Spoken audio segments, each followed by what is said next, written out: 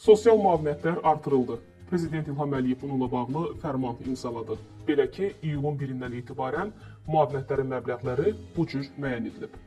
Orqanizmin funksiyalarının 81-100% pozulmasına görə əlilliyi müəyyən edilmiş şəxslərə 300 manat, 61-80% pozulmasına görə 250 manat, 31-60% pozulmasına görə isə 180 manat, ailə başçısını itirməyə görə 140 manat, əskərlərin uşaqlarına 140 manat, valideynlərini itirmiş və valideyn himayəsində məhrum olmuş uşaqların qəyyumlarına 140 manat, 1 yaşadək uşağı olan az təminatlı ailələrə hər bir uşaq üçün 140 manat, 5-dən çox uşağı olan qadınlara hər uşaq üçün 140 manat, övladlığa götürülən uşağa görə 240 manat, himayədar ailəyə verilmiş 18 yaşınadək əlilliyi müəyyən edilmiş uşağın tərbiyə edilməsinə görə 0-6 yaş arası 500, 7-13 yaş arası 600, 14-18 yaş arası üçün isə 650 manat.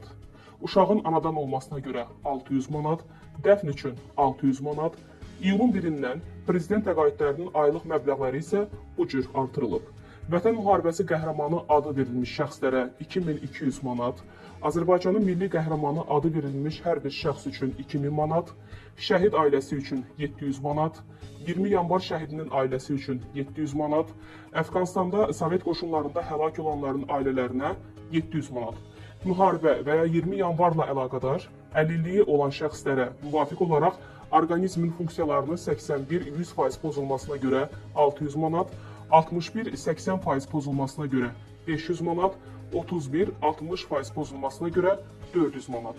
Onlara qulluq edən şəxslərə isə müvafiq olaraq 120 manat, 250 manat, 350 manat müəyyən edilir.